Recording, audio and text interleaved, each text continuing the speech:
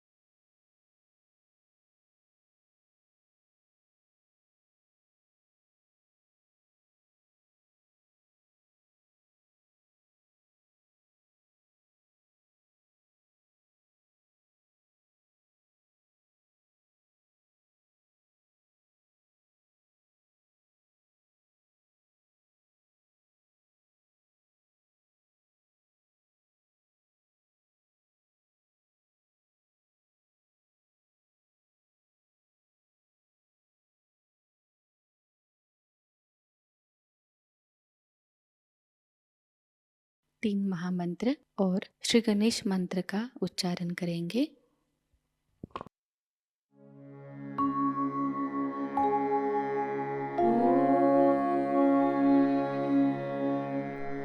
त्वमेव साक्षात् श्री महालक्ष्मी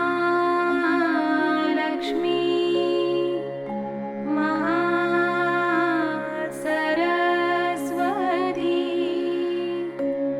महाकाली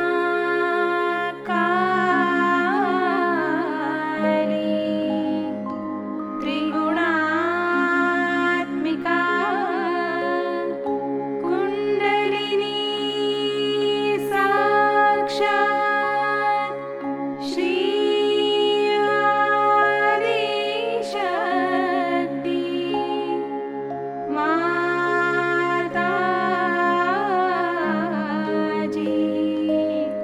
श्री निर्मला देवी नमो नमः।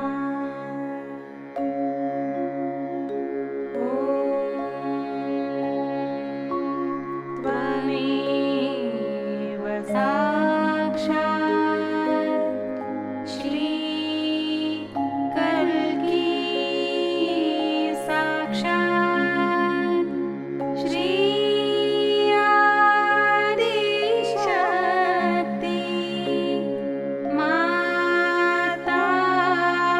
माताजी श्री निर्मला देवी नमो नमः।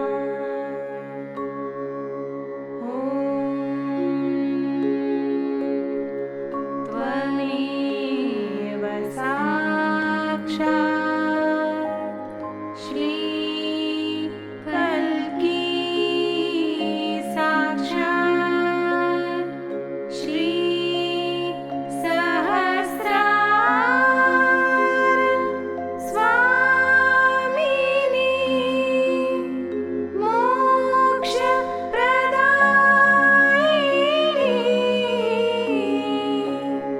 माताजी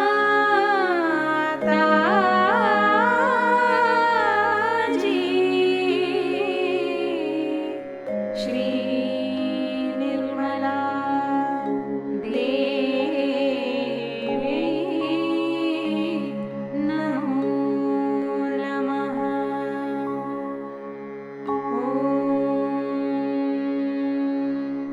त्वमेव साक्षात् श्री गणेश साक्षात् श्री आदिशक्ति माताजी श्री निर्मला देवी नमो नमः।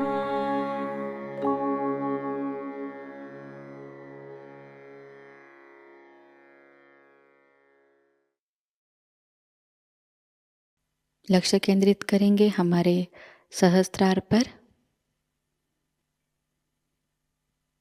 श्री माता जी, कृपावंत होकर हमें निर्विचार अवस्था प्रदान कीजिए।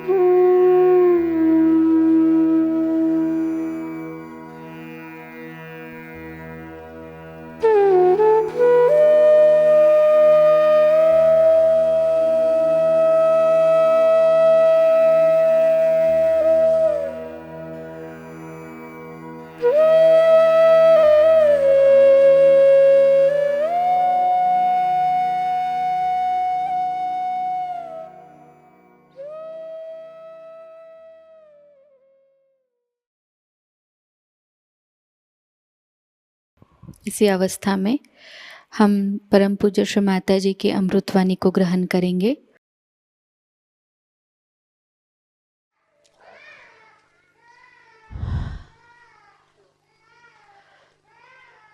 Today's puja is very important for us.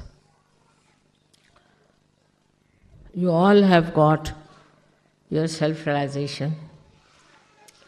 You have all the knowledge that is necessary to give realizations to others. You have to know what you have already. That's very important.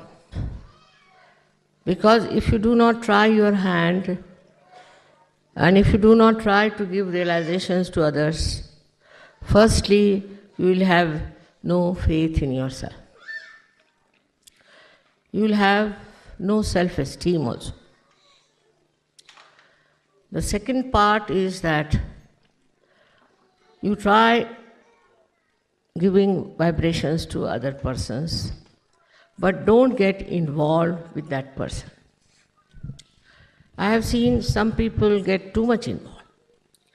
If they give realization to one person, they think they have done a great job, and they start working on that person, his family, his relations. So far as you must have learned, that one may be related, one may be closer to one person, but not necessarily he will have that much of chance of self-realization.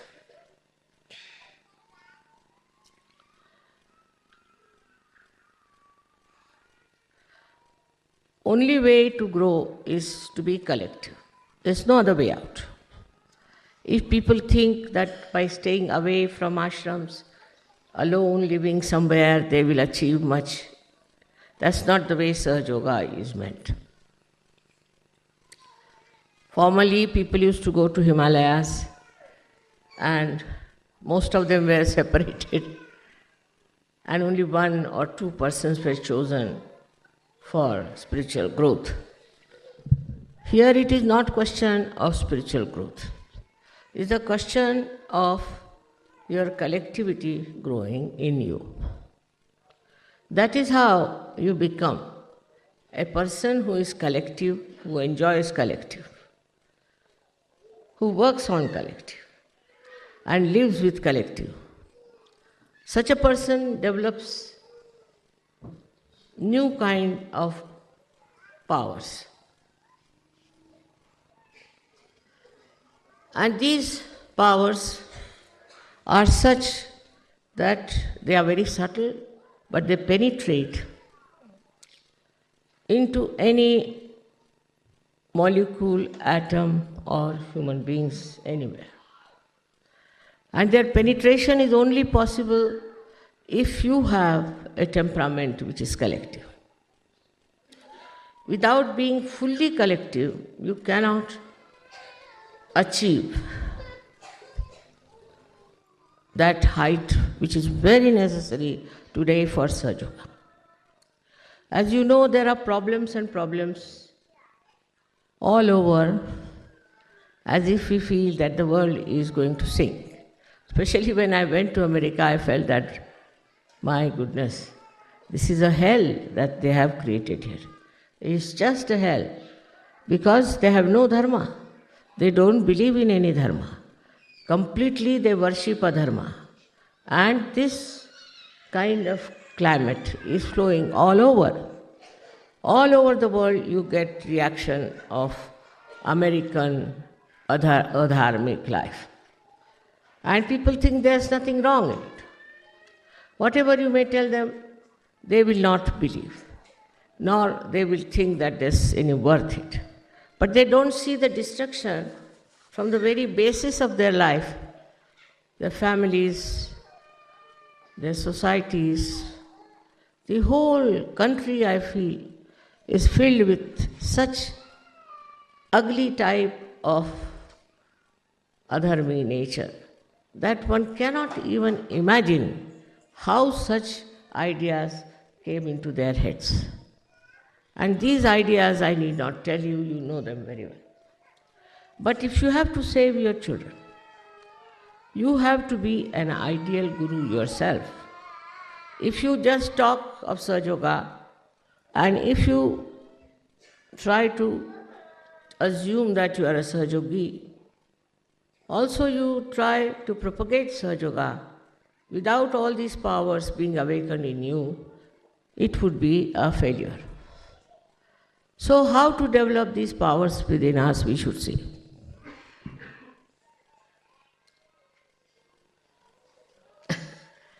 It's rather embarrassing for me to tell you how you have to behave towards your guru. I think people have told you. But naturally, spontaneously, as soon as you get your realization and grow in it, naturally you develop a very humble attitude. Also, an attitude through which you achieve lots of qualities of your guru. Now supposing the Guru is at particular height, and if you try to go onto the same height, nothing will move towards you. So you must sit at a place which is much lower than the Guru's is. Some people take too much advantage of my good nature, I should say. And so many people have pointed out to me that you must correct these people, they talk to you at equal level and all that. I said they will learn a lesson. They will learn a lesson. But sometimes it doesn't work out. And they start talking on the same manner as if you are talking to your friend or to your equal.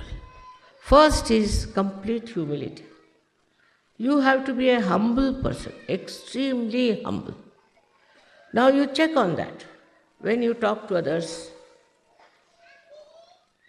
are you humble? When you think of others, are you humble? When you look after your wife and children, are you humble?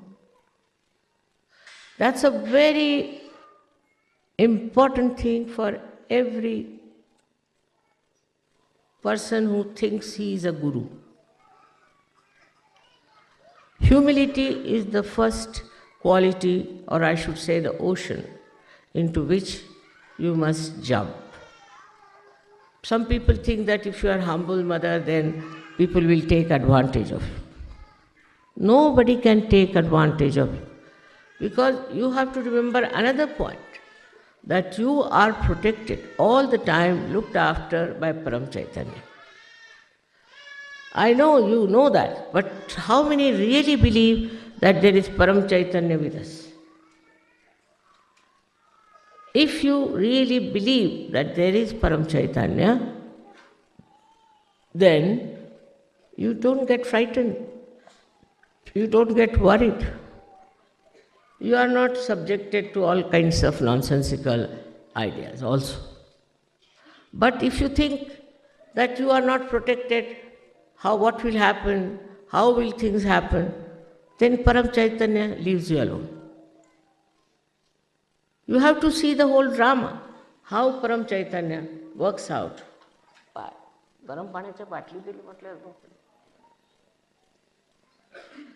How it works out, how you are behaving. Supposing you are not in a proper shape and you try to show off too much, then what happens? Then you get the reward for it. Not that I do anything, but it's the Param Chaitanya, which will teach you a lesson that you will remember, that you should have been little different from what you have been. After all, we have to know why have we come to Sahaja Yoga. Begin at the root of it. We have come to Sahaja Yoga because we wanted to know the absolute truth. And this absolute truth has been now known to you through your vibrations. You know it through your vibrations, what is the absolute truth. And you should work everything on that line, that absolute truth, whatever you feel on your vibrations, you have to follow. But unfortunately, I've seen many people think that their vibrations are all right, they are all right, and whatever they are receiving on their vibrations is first class. Now, how to correct that point is very difficult. It comes from ego.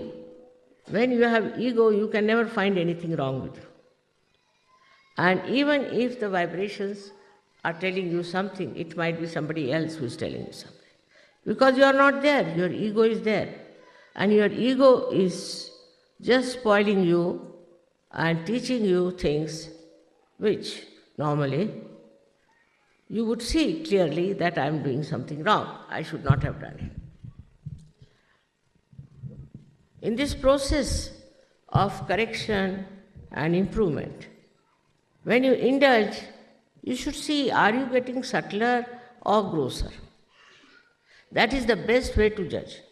Now I have seen people who go on judging on small things like, vibrations, whether this vibration are all right or not in this tree, or on these flowers, or on this land, all kinds of material things they want to see the vibrations. But for what are you seeing the vibration? You are seeing vibration because some sort of a material gain. You think that if you check the vibrations and the vibrations are all right, then we are quite safe. We will not lose this, we will not lose that.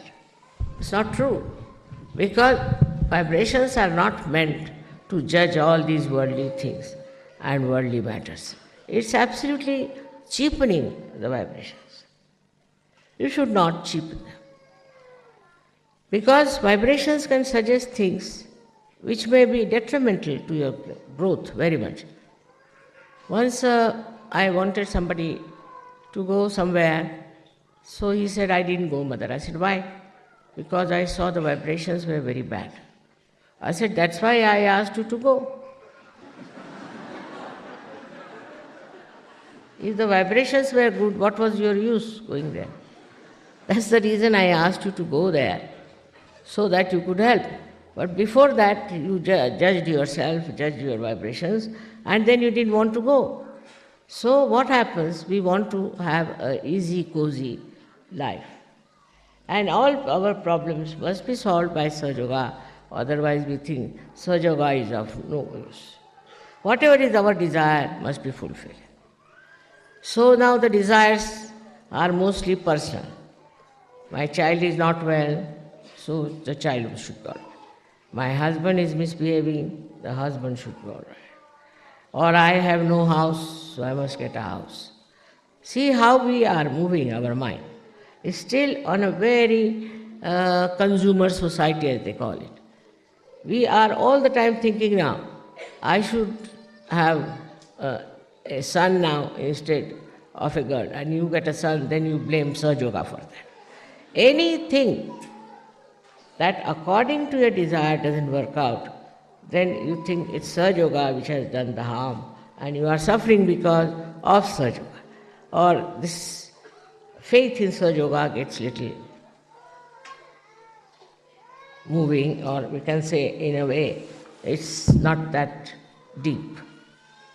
But if you are deeply embedded in Sahaja Yoga, then what happens?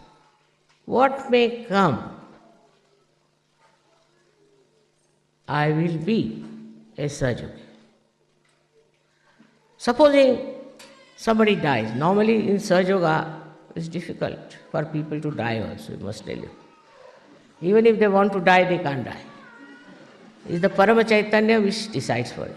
But supposing you take up a position like that, still you must know that that wish may not be fulfilled. If that is not fulfilled, then you feel disturbed and you think, what's wrong?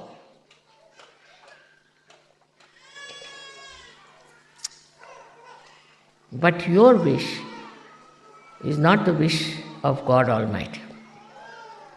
While Param Chaitanya is the wish of God Almighty. Now, for example, I went to America, take it like this, and America attacked me, negativity, and troubled me.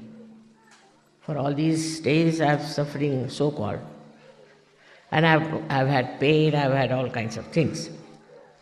But that I had to do, because now the American Sahaja Yogis will realize how much one has to pay to make this dumb head of Americans to rise.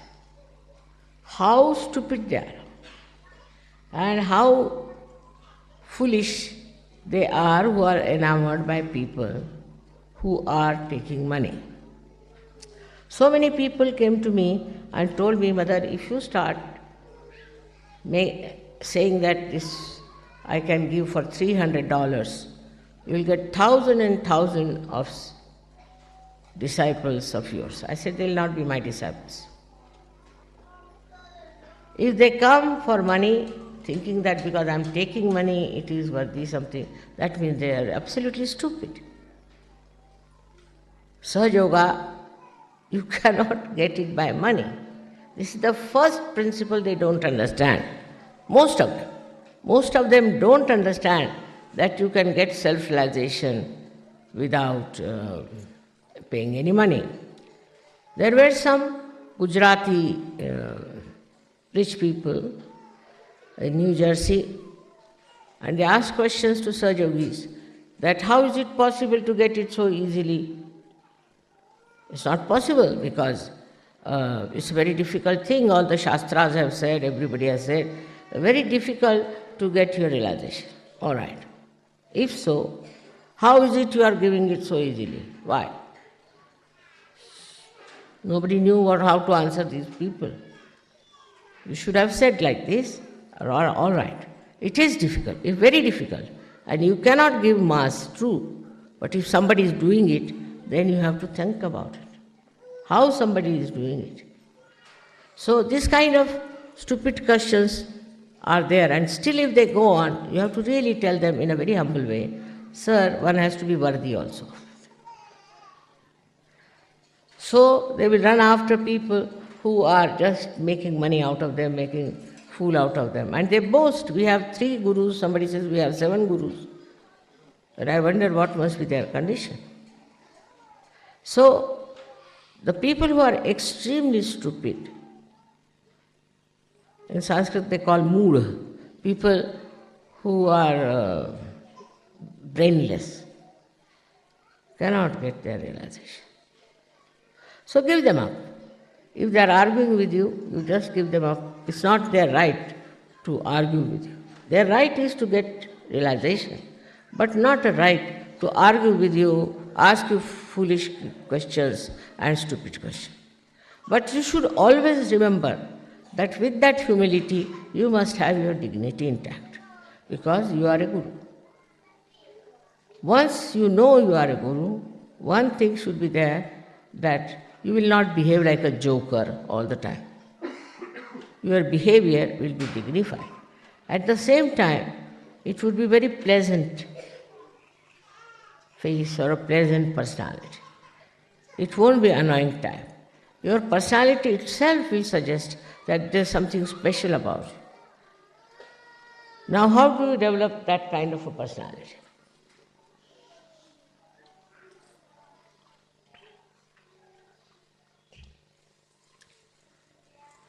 The biggest problem in the West is ego. And the biggest problem in the East is superego. Now this ego business, I don't know from where it has come. In all walk of life, they show how egoistical they are.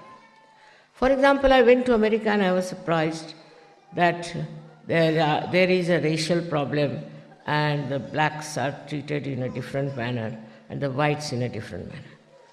I mean, color is given by God, and somebody has to be black and white. If everybody looked the same, it will look like a regiment. There should be some variety, there should be some change in the face, and also in the expression. One has to be a person carrying better or different expressions. Otherwise, you will be bored with such a world where there is everybody looks the same, just the same. But so much of racialism there that I was surprised that how it has worked into human mind. So as a guru, you must develop a complete detest for racialism, complete detest. That's very easy to understand, that anybody who has fair complexion could be a cruelest man, cruelest woman, and could be a cruelest mother also. And the one who is black could be very kind, generous.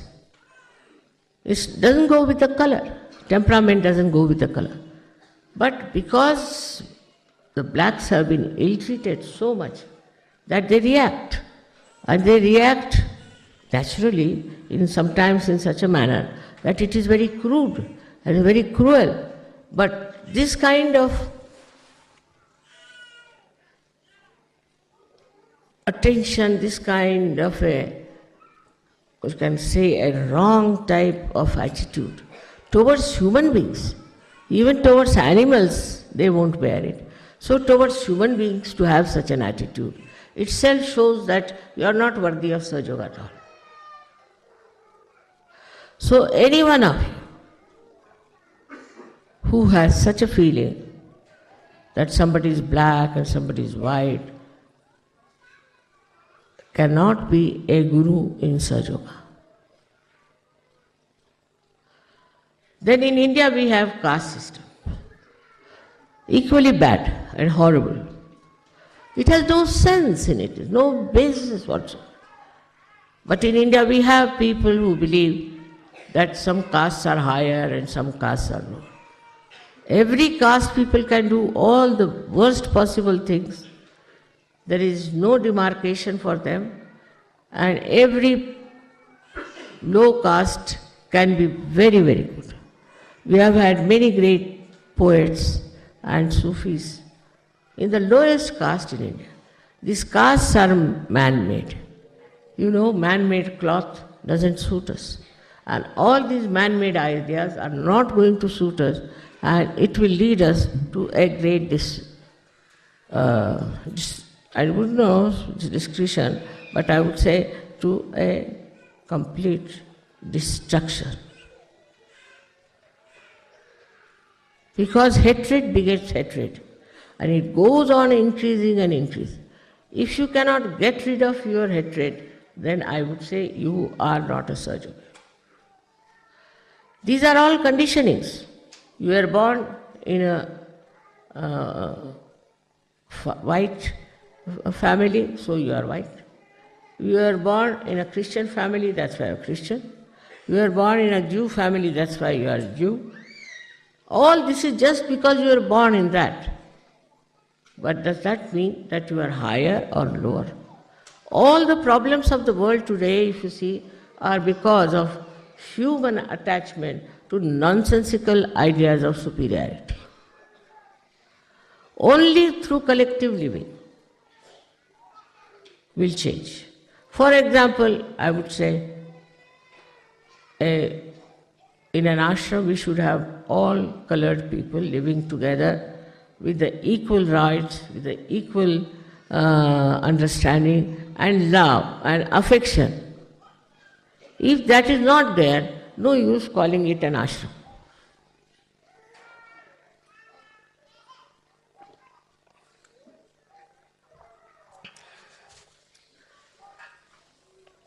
Once they asked me, Mother, will you come and give a lecture in Harlem? I said, why not? So some Sahaja Yogi said, Harlem? Mother, do you know what is Harlem? I said, I know. There's no harm. He said, you know, the blacks are there. And I said, I'm also black. You could call me black or you can call me white.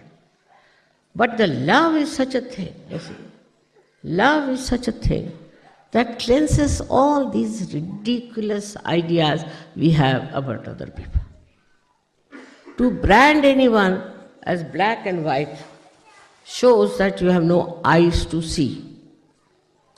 Any person with depth, any person with loving heart cannot see these superficial things, cannot see. Today is a day where we are celebrating the Guru's greatness. Now look at all the Gurus, how they were, how they behaved. We have many in India and many others, many Sufis in other countries. These Sufis or these saints that we had never believed in any caste system, never believed in black and white. Christ, he never believed in black and white. Buddha never believed in black and white. Nobody believed in any kind of man-made ideas.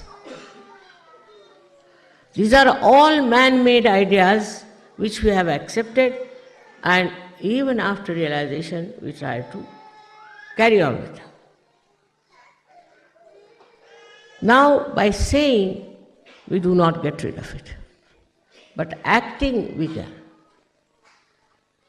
Just see how we work out these stupid ideas within us and how we can get rid of them. Very simply is, in meditation you should sit down and see how many people you love. And why do you love? Not out of pity, but just with love, how much you care for others. I have seen some very, very beautiful examples of that. But still I must say that there are certain fixed ideas which are to be dislodged completely. Very important for every person who is a guru in Sahaja. Means he has to be a clean-hearted, open-hearted, loving-hearted fellow. His heart should play the tune of Param Chaitanya. If his heart is full of all these man-made ideas, I don't know what will happen. Even when they transplant the heart, they cannot do it with the man-made. They have to use a real natural one. So you can imagine when you try to take to all these odd ideas are just divisive. They will never give you collectivity. So introspection has to be made. Are we one, or we are judging each other? Now the judgment is quite a lot also. Now all this can be seen only when you live together.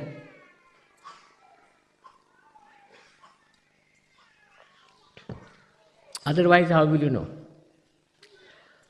When you start living together, you start discovering what is missing in you, what is not there, what has to be there. It is so peaceful to have a heart which is full of love, because every movement of that heart is so much joy-giving, so much joy-giving. There's a story of Sri Rama that he ate the bears, a kind of fruit, which were first tested by an old lady with such love. It shows what? Shows that a person like Sri Ram was the king of the highest heritage, and this old lady who was just of the lowest caste gives him these fruits with such love. And when he eats that, he starts praising it. So his wife says, "Give me some." It's all right. But the brother is still halfway, I think, in Sahaja Yoga. So he doesn't like. He gets angry. Then she eats and she says, "Brother-in-law, it's wonderful fruit, I must say." He says, "All right, give me some." He says, "Why should I give you now?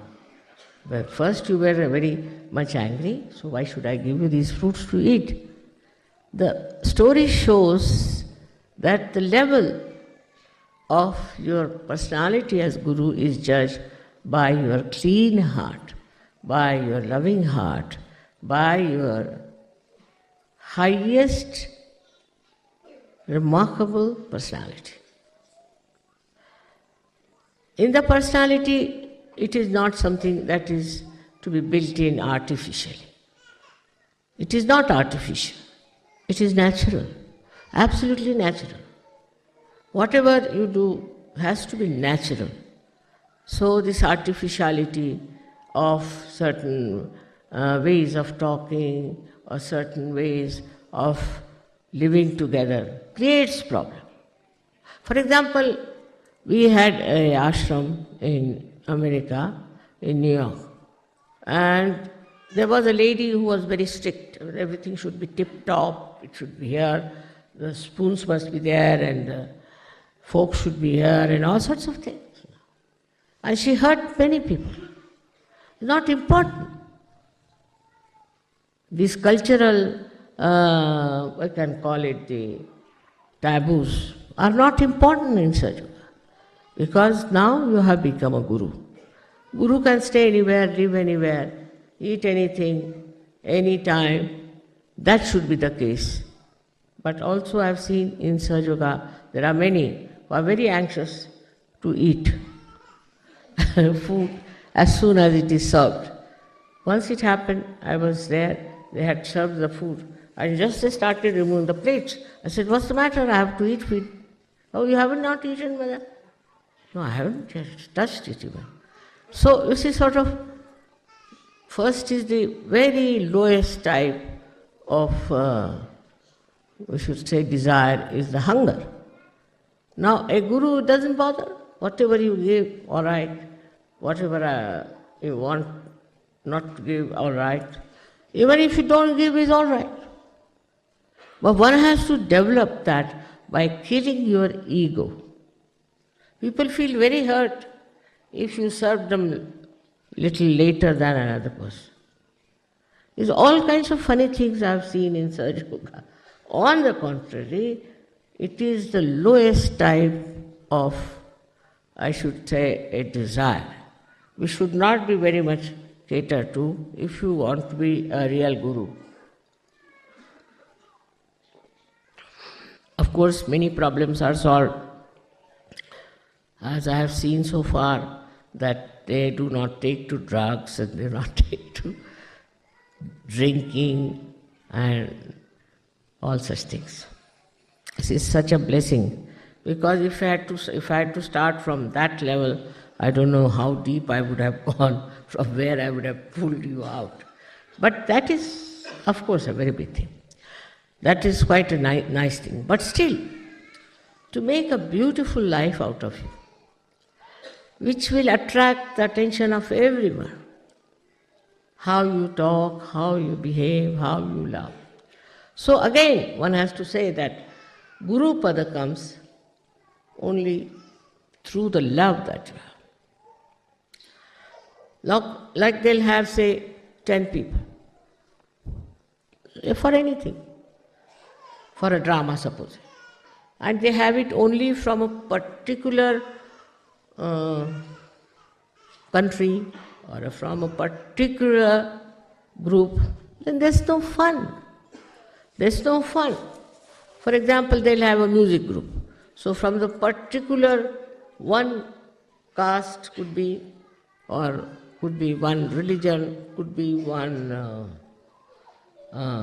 you can say one school or anything. So that shows that you are still not there. As a guru, you should like every kind of culture, every kind of beauty. And that has to be brought in our daily life. We should not look down upon anyone for their color, for their race, for their status, class consciousness. All this has been shown in the lives of all these guru saints who lived. Tukarama says, "Oh God, thank God, you have made me a scheduled caste." He was not, but he just says so. All of us, all the time, should not be conscious of what has been our birth, what has been our personality, or what has been our big name. One should not be able to make out it. Who is the saint and who is not? Even people are proud that they are saints. I was surprised in America also very much that the Russians who have gone there are a very different quality people. They wouldn't raise their eyes to me, wouldn't raise their eyes. and very deep, very, very deep. Vibrations were very deep. The reason is, I think, they have been oppressed during communism, perhaps maybe, and now they have come to America, where they have seen so-called freedom and what nonsense it is doing. So, knowing these two extremes, I think they have gone very deep into their own being. And they have such strength and such unity among themselves. I was surprised that I had never met them before. They didn't come from Russia. They came, only they were there. So what is it that has kept them like that is that they had no religion in their heads. They had no religion. To them every religion is the same, and they had no religion to follow. So a guru cannot belong to any religion, because these religions are also man-made. They have created such a problem all over, and they are all fighting among themselves. How can they be divine? So you should not get involved into some sort of a religious bias. I've seen it, that a Sahaja-yogi, say if he's a Christian, then the bias will be shown that he is a Christian, you can make it out. If he's a Jew, you can make it out. So what's the use of coming to Sahaja Yoga?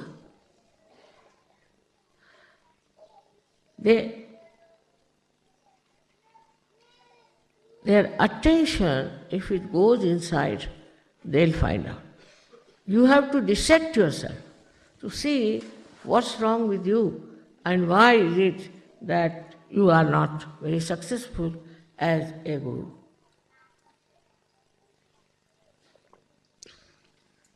The success of the guru is he doesn't bother about time. Every time is the holy time. For he is not bothered if somebody is late or has come early. He is not a slave of watches and time. This is also man-made. There were no watches about, I think, 300 years back. And nobody was so particular about the timing. So first thing, he is beyond time. Kalatit. Then he is also Gunatit. Gunatit means he doesn't belong to the left side or to the right side or to the center. He is beyond these three, beyond these gunas, where he stands and sees everything in the divine light. Everything. If something good happens to him, he said the divine light has done. If something bad happens to him, he said the divine light wanted this way. Everything he leaves for the divine light. He is beyond the gunas. Like supposing there is a person who is on the right side, egoistical. Then he'll start saying, how is it? I wanted this didn't work out, and how? He'll challenge. Another will start crying, the left-sided one, that I'm very sorry, this has happened to me, it should not have happened. Or in the center also, he might think that, how far are my vibrations, how could I not know, and all that. But a person who is a real guru, he looks at it as a drama, as just a witness of the drama. It happened, it was to happen, so it has happened. Now what do we get out of it? Is we get something, the lesson, that this was not right, or this was wrong. That's all. For that moment, not to go on churning in your head. That's all one gets, and is not bothered about anything else. So he goes beyond his gunas. beyond gunas, he lives. He eats anywhere, sleeps anywhere. He is not bothered where he lives. He is not bothered whether he goes by car or he goes by bullock cart. He doesn't feel he is being not honored if they give him a garland of few flowers. It's not there. He is not bothered because nothing can enhance his personality. Nothing. You give them something simple, it's all right. Or even if you don't give, it's all right. It's not he judges himself through your eyes, but he judges himself through his own eyes. And he sees for himself the joy of enjoying himself. What is there to be so particular about anything? What is so great to be hankering after anything? It just works out in its own time. And if it doesn't, it doesn't. What does it matter? Just think of it. Also, in Sahaja Yoga, a guru has to be a binding force. There are two types of people I've seen, which go on breaking relations. It's very easy for them. They go on complaining. But there are others who have a power to bind people together in such a manner, in such a sweet manner, that the people are brought closer together. Not that they have to forgive, it automatically works out. Just works out like that. And people go on joining such a man. I was surprised that in America there was very, very few Sahaja Yogis. We spent, they said, $50,000 and got 50 Sahaja Yogis. 1,000 for one Sahaja Yogi in America. So, very bad shape. But still, you see, we have to hope for them because there are lots of seekers and lost in the wilderness of seeking. But I thought that maybe it's a circle. They have to pass through this circle of stupidity and then definitely they will see the point. And it has happened. We had about 4,000 people for my lecture, which never has happened there in that country. Nobody has got such a lot of audience, they said. But still, not many came, but they got their realization. So I think gradually, even in America, it may start going. And the Sahaja Yogis must not only worry about their houses and where they live and all that, but go all out to them. I would say some of the Sahaja Yogis who could afford to go should go to America and work out this outside work. Maybe if there are outsiders who come and talk about Sahaja Yoga, they might be impressed. There are so many false gurus that you can't count them. And they have accepted them. It's very surprising. Though they have suffered, they have lost in money, everything, still they have accepted, after all, he is our guru. So निशब्द ध्यान में बैठते हैं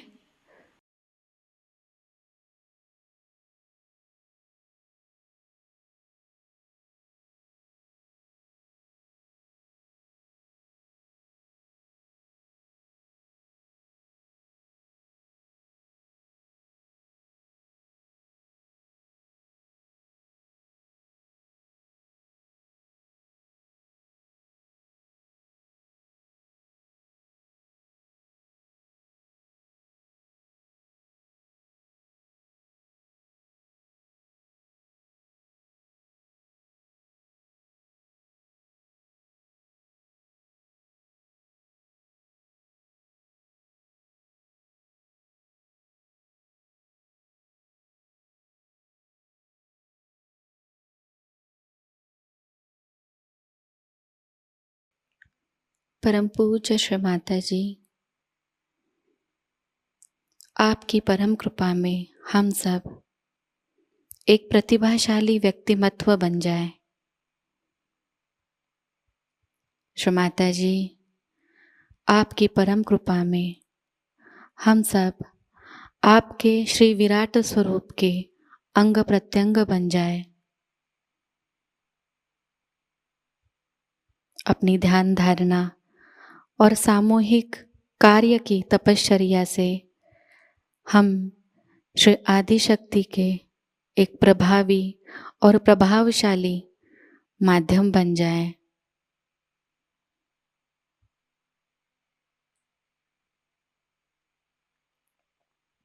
परम पूज्य श्री माता जी, आज का यह सामूहिक ध्यान हम आपके श्री चरणों पर समर्पित करते हैं।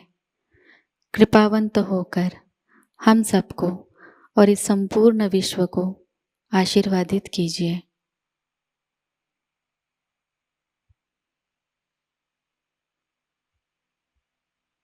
श्री माँ को प्रणाम करेंगे और सामूहिकता में कुंडलिनी चढ़ाकर बंधन लेंगे।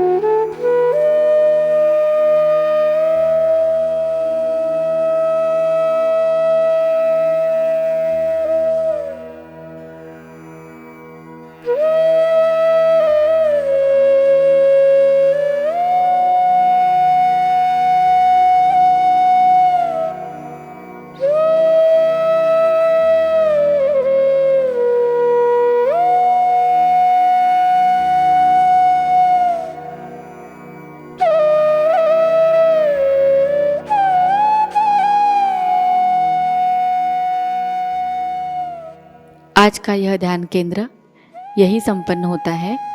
जय श्री माता जी।